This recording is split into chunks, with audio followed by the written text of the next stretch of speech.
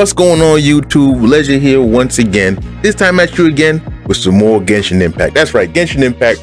I want to talk to you guys a little bit more about Shenhe and how her character is going to have a role in the future of Genshin here.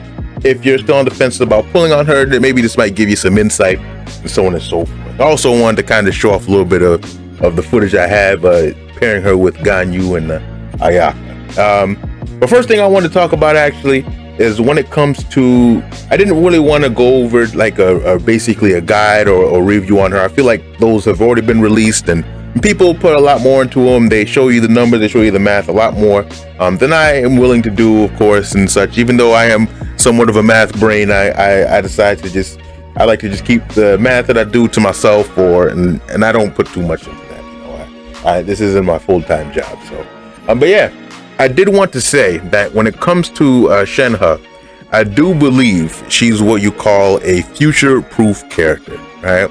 Now, what do I mean by that? So, now, future-proof characters are characters that no matter how much power creep comes to the game, no matter how much how powerful characters might get in the future, that specific character will always be able to, or most likely will always be able to, add value to your teams, right? And I believe Shenhe is one of those characters. Typically, supports in this type of game are definitely king when it comes to who you should get. And we've said this before, especially when the Kaz was coming out, but people quickly forgot, and many people skipped him. And I feel like the same is happening with Shenhe. Now, because a lot of people don't understand how Shenhe works and what her value truly is, and so on and so forth. Basically, what Shenhe is if you have a cryo damage dealer, then Shenhe will buff the shot of them. That's what it is. Point blank, period. All right. Now, right now, the game is less than a third of the way through of what it's going to do. I'd say less than a quarter of the way through, honestly. So far, there's 7 regions, right, in Teyvat coming out. We're at region number 3.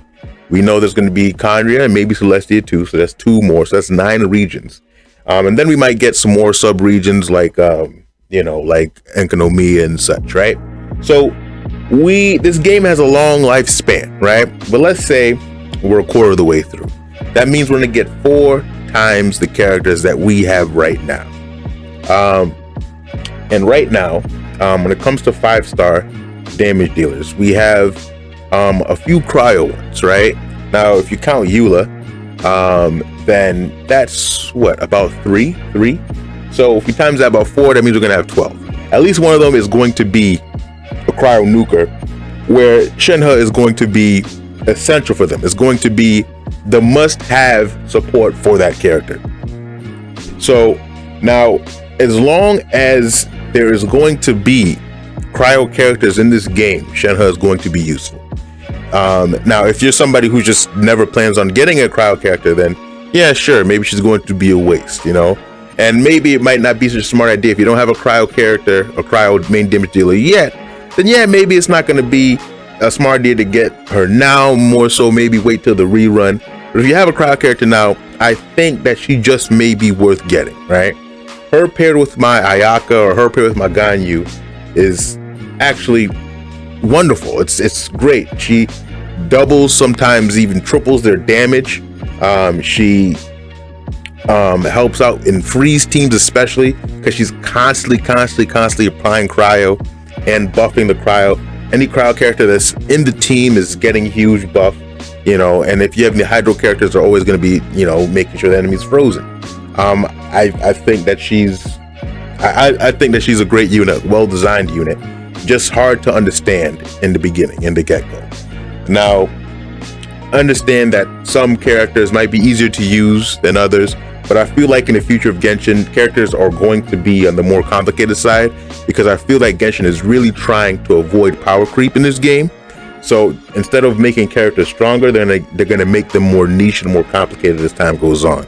So yeah, that's what I feel. I feel that a lot of people who decide to skip Shenhe that actually want her but are skipping her because it's not the quote unquote smart decision, I think those people are going to regret quite a bit that decision that they made to skip. Right now, this isn't to try and convince people who have already made up their mind, who don't like her in the first place, to try and spend their money and they're waiting all this time to summon on Ganyu and get them to give up on that. No, this isn't for those people. If you already know who you want, then get who you want. It's fine. But if you wanted her and you're on the fence and people have kind of convinced you not to because, you know, she's not, you know, meta enough or whatever, I think you should know those people. Go ahead and get it. Because if you have Ayaka, if you have Ganyu, you're good to go. Eula, when it comes to her and Eula, I was hoping that it would be better than it was. I was hoping that she would give at least a little bit more damage with her than the C6 Rosaria would, but that's not the case. So when it comes to Shenhe and Eula, it's a little copium. It works. If you want to use it, you can, but I wouldn't summon for Shenhe for the sole fact to get her for Eula, right? I would get her with the fact that to intend to play her with other actual cryo damage dealing DPSs versus physical. I believe that in due time, physical will get their niche unit in the future, unless you count Raiden for Eula. But yeah, but that's the thing there. All right, but that's my thing. I just don't want people to really regret skipping out on this unit, like how people regretted skipping out on Kazuha because they don't see her value.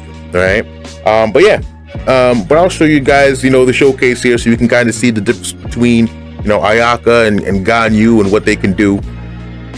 And yeah, hopefully, you know, you make the right decision when it comes to who you want to summon. And with that, I'll end it there.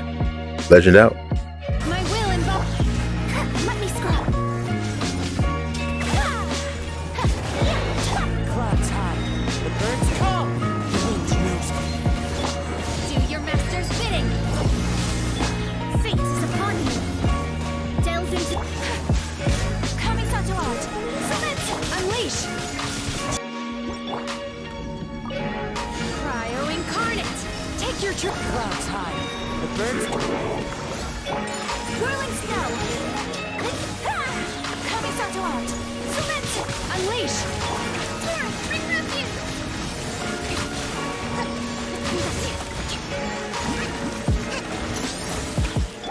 By ordinance divine. As one with wind and cloud.